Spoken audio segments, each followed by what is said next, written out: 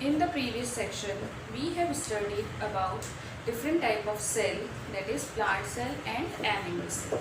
We have also seen the difference between prokaryotic and eukaryotic.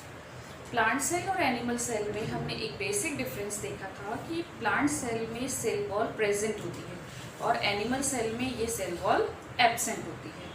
आज के section में, आज की क्लास में हम सेल वॉल की डिटेल स्टडी करेंगे.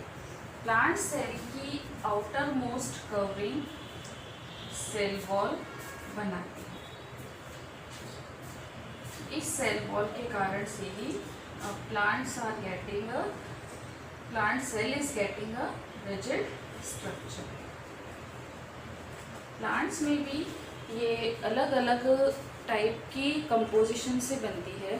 फॉर एग्जाम्पल, अगर हम फंगई की बात करें तो it is made up of chitin, whereas in case of algae it is made up of cellulose. Plants की फंगई में ये काइटिन की बनी हुई होती है और एल्गी के केस में its composition is made up of cellulose and pectin.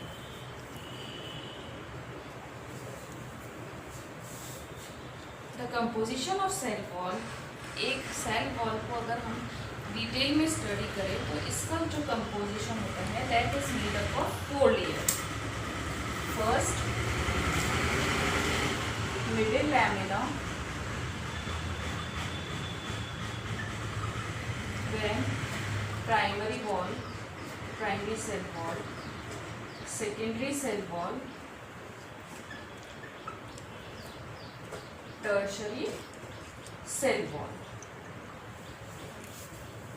ये 4 लेयर्स मिलकर सेल वॉल का कंपोजिशन बनाती है. Let's have a look on these one by one. First category, that is middle lamina. Middle lamina is the first layer of the cell wall. It is formed between two daughter cell after the cell division, which joins two adjacent cell and is common wall for both the cell. जब भी cell division होता है तो उनके बीच में सबसे पहले बनने वाली, जिसमें कॉमन वॉल शेयर होती है दोनों सेल के बीच में, this is middle lamina. It is the first layer of the cell wall. It is form between two daughter cells after the cell division. Cell division से बनने वाली दो सेल के बीच में कॉमन वॉल जो होती है that is known as cell wall. It consists of jelly-like substance which is formed by calcium and magnesium pectate. Calcium and magnesium pectate से मिलकर ये बनती है. Calcium pectate is the main component of middle lamina. On ripening of fruit, middle lamina dissolve. जब भी fruit ripening होती है, at the time of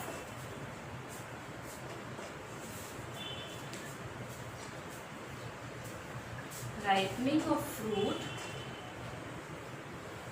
this middle lamina dissolve. Middle lamella fruit ripening के टाइम, जब भी fruit पकते हैं तब ये डिसॉल्व हो जाती है.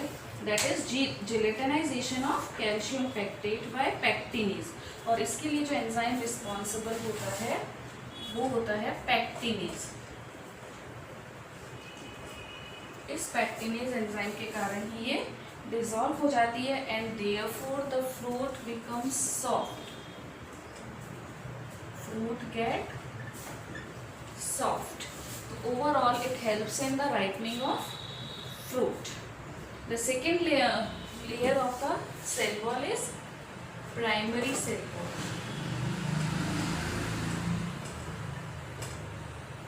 It is the first formed true cell wall which is found in all the cell. It is thin, flexible,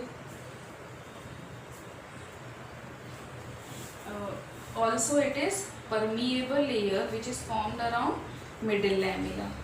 middle lamella के चारों तरफ बनने वाली परमिएबल लेयर होती है, थिन होती है, फ्लेक्सिबल होती है and it shows intercalary growth. Intercalary growth means थोड़ी थोड़ी दूरी पर इस तरह से इसमें सब्सटेंस जमा होते जाते हैं।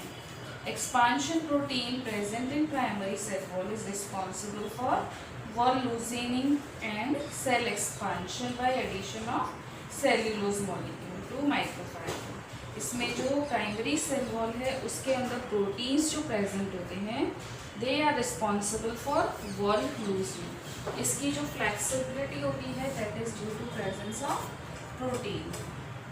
एक्सपांशनरी प्रोटीन, वो प्रोटीन इतने हैं जो एक्सपांड होकर इतने हो सकते हैं और यही इसको फ्लेक्सिबिलिटी प्रोवाइड करते हैं। Next layer is secondary cell wall. Compare to primary cell wall it is thick. Primary cell wall के कंपैरिजन में ये थिक होती है। Inelastic layer and is present down on the inner side of primary wall in the mature cell. This type of cell wall is found in the cell in which division has stopped and the substances like suberin, lignin, etc. start depositing in excess, providing this cell wall rigidity,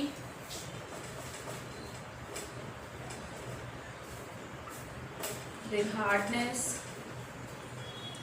then mechanical strength। इस secondary cell wall में primary cell wall के development के बाद में बनने वाली layer है जिसमें लिग्निन सुबेरिन का डिपोजिशन हो जाता है और इसके कारण इस सेल की जो वॉल होती है ये सेकेंडरी सेल वॉल ये रिजिड हो जाती है, हार्ड हो जाती है और सेल को मैकेनिकल स्ट्रेंथ देती है। इस लेयर में salt, tannin, gum, wax, calcium, then silica, cutin ऐसे सब्सटेंसेस भी मिलते हैं।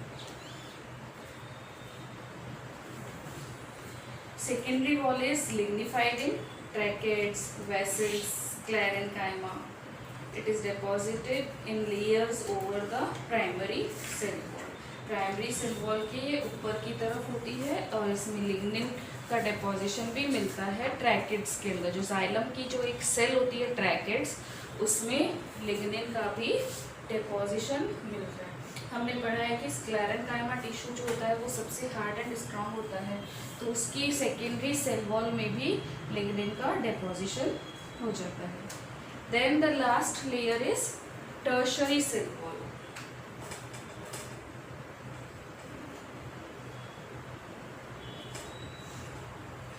It is formed of xylem and is the characteristic features of tracheids of gymnosperm. Important component से मिलकर के बनती है जिसे बोलते हैं xylem. It is found in tracheids of gymnosperm.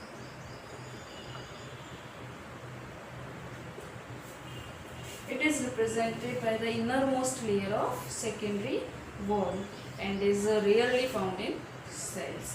Come plants में ये देखने को मिलती है और जिम्नोस्पर्म की जो ट्रैकेट्स होती है उनके अंदर ये उनकी ये कैरेक्टरिस्टिक फीचर होती है। Characteristic feature secondary cell wall lignin suberin जैसे कंपाउंड्स के डेपोजिशन के कारण ये बहुत हार्ड होती है, रिजिडिटी, हार्डनेस और मैकेनिकल स्ट्रेंथ देने का काम करती है। Primary cell wall thin and flexible होती है और फ्लेक्सिबिलिटी एक्सपांशन ऑफ प्रोटीन के कारण होती है। और सबसे इम्पॉर्टेंट मिडिल लैमेला जैसे ही सेल का डिवीज़न होगा और एक दूसरी सेल बनेगी तो उनके बीच में जो कॉमन वॉल शेयर होती है that is due to presence of middle lamella. Seeing that secondary cell wall contains deposition. That deposition can be of lignin, cellulose, hemicellulose, then suberin, then cutin.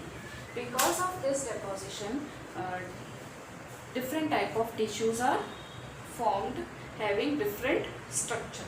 For example, parenchyma, sclerenchyma, then tracheids, सब में अलग अलग compounds की अलग अलग level का deposition होता है.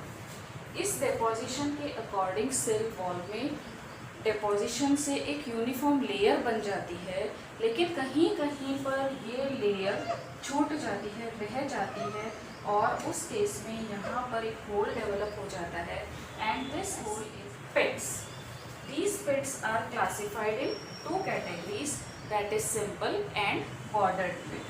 सिंपल पिट का मतलब इस पूरे का डायामीटर, जो स्पेस छोटी है वहाँ पर कहीं पर भी उसका डेपोजिशन नहीं होगा और इसका कंप्लीट डायामीटर यूनिफॉर्म रहता है, एक जैसा रहता है, और उसके कारण सिलेंड्रिकल स्ट्रक्चर आ जाती है. Suppose this is the cell wall and this is the place left. ये वाली जगह यहाँ पर छूटी हुई है, तो यहाँ पर इसका डायामीटर कंप्लीटली यूनिफॉर्म रहेगा, और इसके कारण से जो पिट डेवलप होगा that is known as simple pit. Such kind of pits can be seen in the tracheids of angiosperm. Second category is bordered pit. Bordered pit में जो डायामीटर होता है वो यूनिफॉर्म नहीं रहता है, ऊपर कम और नीचे ज़्यादा रहने से उसकी स्ट्रक्चर एक फ्लास्क के शेप में हो जाती है, and that is known as bordered pit. इसमें जो बल्बस एरिया है, जो बड़ा वाला एरिया है, that is known as torus. इस पिट के चारों तरफ सेकेंडरी सेल वॉल का डेपोजिशन हो जाता है, और ये पिट एक इम्पॉर्टेंट फंक्शन करता है, that is of maintaining the hydrostatic pressure.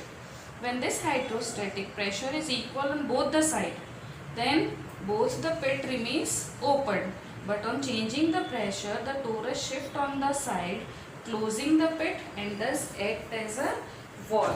अगर दोनों साइड में हाइड्रोस्टैटिक प्रेशर इक्वल है तो इन दैट केस ये पिट ओपन रहेगा, लेकिन अगर अंदर ज़्यादा है तो उसके कारण से ये जो टोरस वाला एरिया है ये ऊपर की तरफ शिफ्ट होता जाता है, और ये पिट इस तरह से क्लोज हो जाता है. इस तरह से ये वाला पिट एक बॉर्डर्ड पिट या वॉल्व का काम करता है. Now the next topic is origin of cell wall. Cell wall का ओरिजिनेशन कैसे होता है? सेल वॉल का ओरिजिनेशन जब न्यूक्लियर डिवीज़न कंप्लीट हो जाता है माइटोसिस या मियोसिस से, और एक सेल में दो न्यूक्लियर बॉडी, दो डॉटर न्यूक्लियाई हमें मिल जाती है, उसके बाद में उनका साइटोप्लाज्म डिवाइड होता है. तो माइटोसिस या मियोसिस में जो फेजेस होती है उसमें जो टीलोफेज स्टेज होती है, प्रोफेज, मेटाफेज, एनाफेज, और उसके बाद जब टीलोफेज स्टेज कंप्लीट हो जाती है तो डॉटर न्यूक्लियाई हमारे पास आ जाते हैं. तब उनके बीच में इस तरह से छोटी छोटी वेक्यूल्स डिपॉजिट हो जाती है, वेसाइकल्स जमा हो जाती है, और ये वेसाइकल्स गोल्जी बॉडी और एंडोप्लाज्मिक रेटिकुलम से बनती है.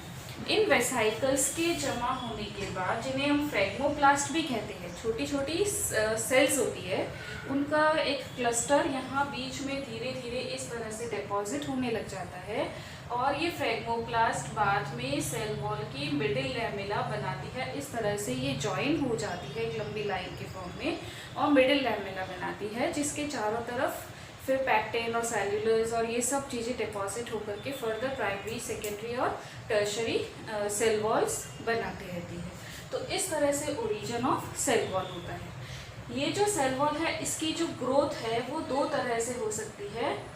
इसके दो मेथड होते हैं, intussusception and apposition. First is intussusception and the second is apposition.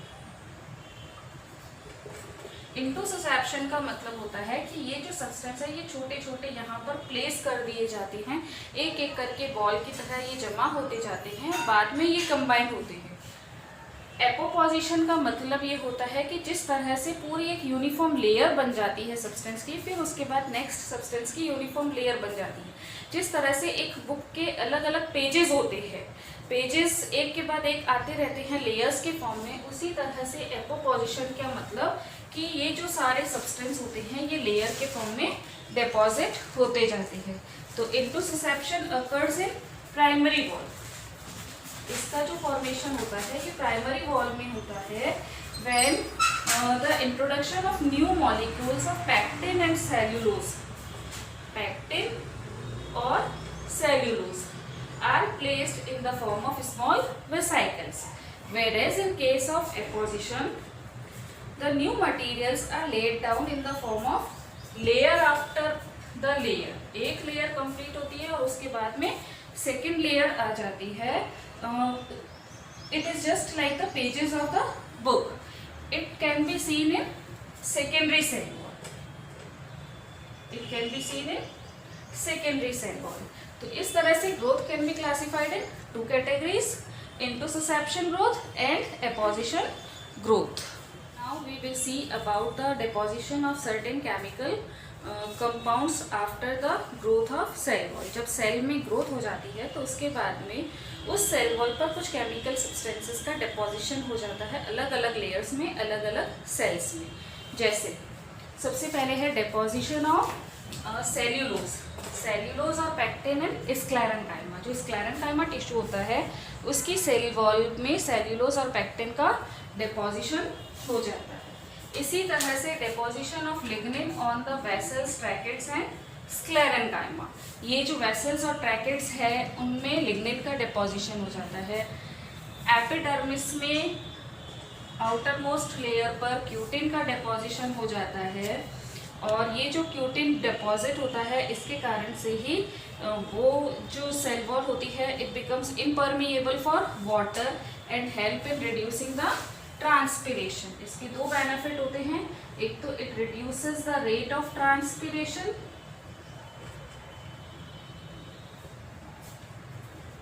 And secondly it becomes impermeable for water.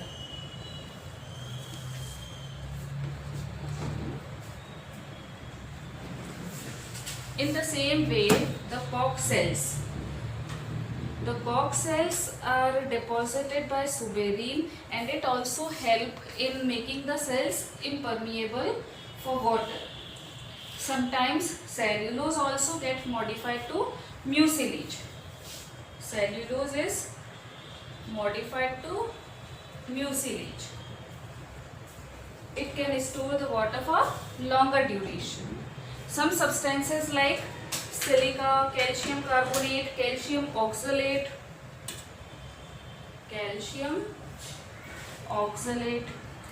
these chemical substances are deposited on the outermost layer and they provide the rigidity. They help in providing rigidity to the cell. इस तरह से बहुत सारे chemical compounds जमा होकर के अलग अलग फंक्शंस में सपोर्ट करने का काम करते हैं. सेल वॉल के फंक्शंस क्या है? तो सबसे important function cell. Now we will see what are the functions of cell wall. The most important function of the cell wall is to provide the rigidity. Functions of cell wall.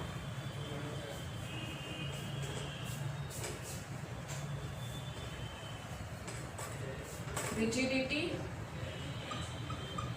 and mechanical strength.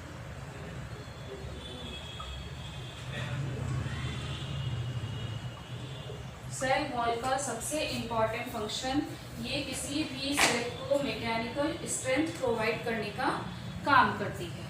Then it also provide definite shape to the cell. Definite shape to the cell. Then one more important function is that it protect the protoplasm in adverse condition. It protect the protoplasm in adverse condition. Adverse condition means the conditions which are not favorable. अगर कोई condition ऐसी होती है जिसमें cell uncomfortable है, unable to survive, then in that case it also help in protecting the protoplasm. It helps in exchange of material through plasmodesmata. help in exchange of material through plasmodesmata. What are plasmodesmata? These are the small connections connecting the cells. तो हमने mechanism में देखा था कि plasmodesmata के through भी substance, water, इन सब का मूवमेंट एक सेल से दूसरी सेल में होता है. Then one of the most important function of cell wall is that it maintain osmotic pressure between the adjacent cell. It maintain osmotic pressure. Substance का जो आदान प्रदान होता है, एक्सचेंज होता है, तो उसके थ्रू ये ऑस्मोटिक प्रेशर को मेंटेन करती है. इसके अलावा ये सेल के हमने बॉर्डर पिट में देखा था कि ये हाइड्रोस्टैटिक प्रेशर को भी मेंटेन करती है. तो ओवरऑल सेल वॉल के बहुत सारे इंपॉर्टेंट फंक्शन हैं, जिसमें इसका important function mechanical strength, then providing shape to the cell, then protecting the protoplasm in adverse condition, helping in exchange of material through plasmodesmata, and maintaining osmotic pressure.